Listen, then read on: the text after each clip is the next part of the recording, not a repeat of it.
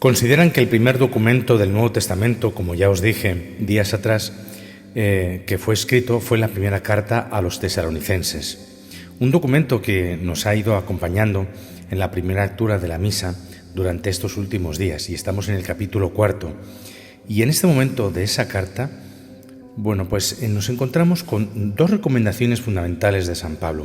La primera, invita a los tesalonicenses a continuar en el amor fraterno, en el amor mutuo, que sigan practicando ese amor, y les dice una palabra bastante hermosa: Dios mismo os ha enseñado a quereros unos a otros. Dios, qué bonito es darle ese título a Dios. Dios es el maestro en el amor, el que nos enseña a amarnos, no solamente a amar, sino que nos enseña el cómo del amor, es decir, en qué consiste amar a los demás. Autores como por ejemplo un Santo Tomás de Aquino nos clarifican este punto diciendo que lo propio de ese amor al prójimo es la búsqueda del bien del otro. Y este es el tipo de enseñanza que Dios, concediéndonos el Espíritu Santo, infunde en nosotros, es decir, la capacidad de buscar el bien del otro. Esa sería una enseñanza. La segunda enseñanza es que haya orden y que cada uno se ocupe de sus cosas, que cada uno trabaje en lo suyo, que se ocupe de sus asuntos. Es una recomendación que a veces se insiste poco en ella, pero que quizá tiene más importancia de lo que creemos. Una autora de la Iglesia como Santa Catalina de Siena describe la perfección del cuerpo de Cristo cuando cada uno cultiva su propia viña. Algo parecido a lo que dice el apóstol aquí, que cada uno se ocupe de sus asuntos. Santa Catalina dice que cada uno cultive su viña. Y esto tiene sentido, porque un cuerpo saludable es aquel cuerpo donde cada célula está realizando bien su tarea, está cumpliendo con su función, está haciendo lo que debe hacer. En cambio, cuando unas células pretenden mandar sobre otras y pretenden hacer lo que otras hacen y pretenden suplantar a otras, pues eso se parece más bien a una enfermedad que se llama el cáncer. Así que la salud más bien consiste en que cada uno se ocupe de lo suyo, cada uno viva en plenitud su propia vocación. Pero ahora unamos las dos cosas. Por un lado, San Pablo nos está diciendo qué bueno es el amor, y el amor pues nos pone en conexión, nos conecta a unos con otros. Y por otro lado, San Pablo dice que bueno que cada uno se ocupe de sus asuntos. Entonces, juntemos las dos cosas, que cada uno se ocupe de lo suyo, pero que sepa también, a través del amor, conectar con la vida de sus hermanos.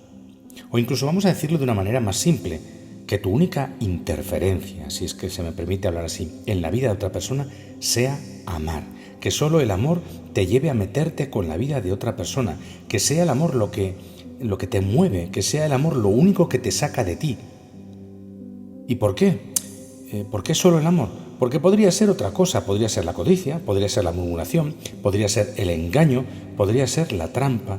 San Pablo nos presenta en palabras muy sencillas un rostro de lo que es la Iglesia, cada uno viviendo su vocación y solo dispuesto a meterse en la vida de otra persona si es en nombre del amor y para buscar el bien del otro. Pero además me parece que hay como 4 invitaciones más de San Pablo en este fragmento tan cortito de la carta del apóstol a los tesalonicenses, ¿verdad? En primer lugar, les invita a que avancen, a que hagan progreso. Esto es lo fundamental. Lo mismo nos dice el apóstol San Pedro con el verbo crecer. San Pedro lo dice en términos de crecer en la gracia y el conocimiento del Señor. San Pablo lo dice en términos de que hay que hacer progreso, hay que avanzar. El mismo San Pablo también lo dice en la carta a los filipenses. Sea donde sea el punto al que hayamos llegado, hay que avanzar.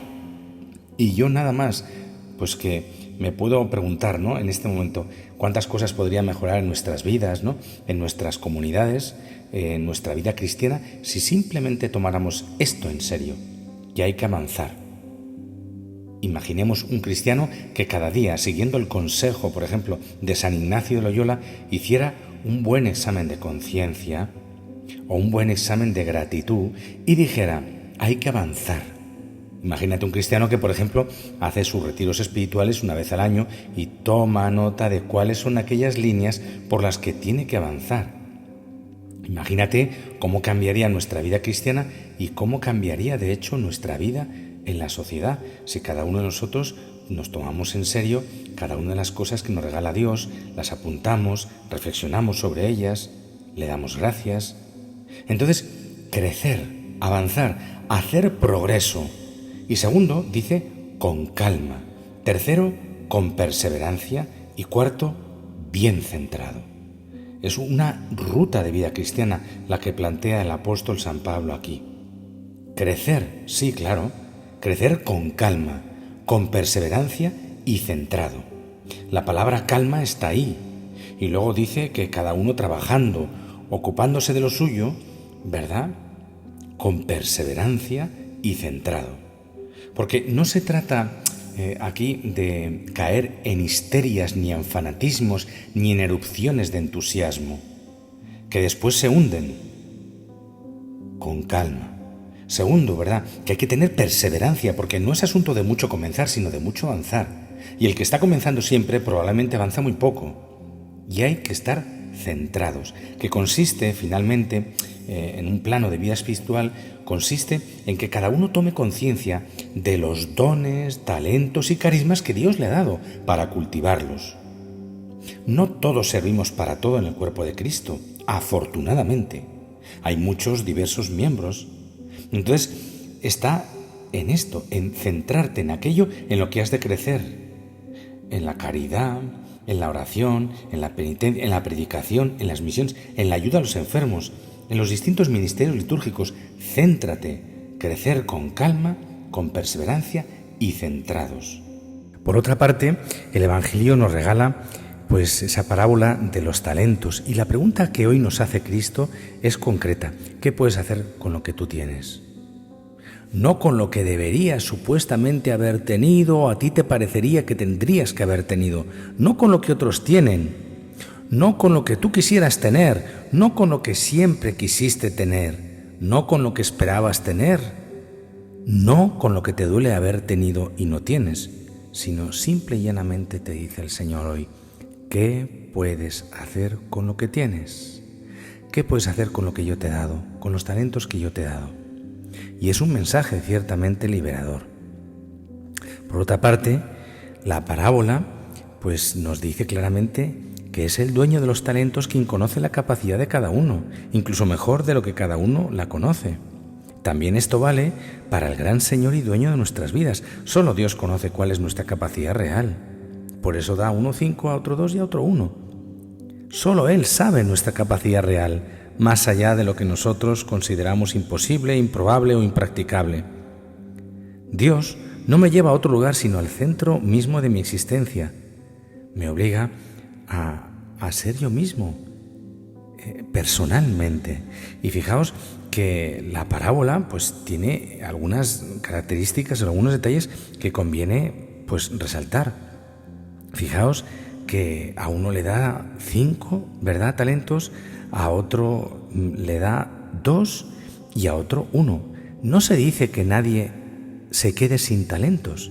O sea, Dios da talentos a todos según su capacidad. Y entonces, ¿qué es lo que te pide el Señor? Pues que tú los pongas en práctica, que tú los pongas en juego. Entonces, claro, el que tiene 5 los pone en juego, ¿y qué hace? Que el Señor le bendice con otros 5. El que pone en juego los 2, el Señor le bendice, ¿y qué pasa? Pues que da otros 2. Y solamente el que tiene 1, ¿verdad?, por miedo, por la exigencia, lo esconde. ¿Y entonces qué pasa? Pues que Dios no le puede bendecir, pero no porque no quiera bendecirle, sino porque Él no ha puesto en juego lo que el Señor le dio. Y por eso, al final, dice el Señor: quitad del talento y dádselo al que tiene 10, porque al que tiene se le dará. Es decir, aquel que pone en juego sus talentos se le dará y le sobrará, porque el Señor le va a bendecir más y mejor. Pero al que no tiene, al que no pone en juego los dones que Dios le ha dado, se le quitará hasta lo que cree tener. Entonces, es una llamada muy fuerte que nos hace el Señor. Oye, ¿qué estás haciendo con lo que yo te estoy dando? Con todo lo que te he dado, en el orden natural, en el orden espiritual, ¿qué estás haciendo con eso? Es una llamada también llena de confianza. Confía en mí, ya verás. Ponlo en juego. Amén.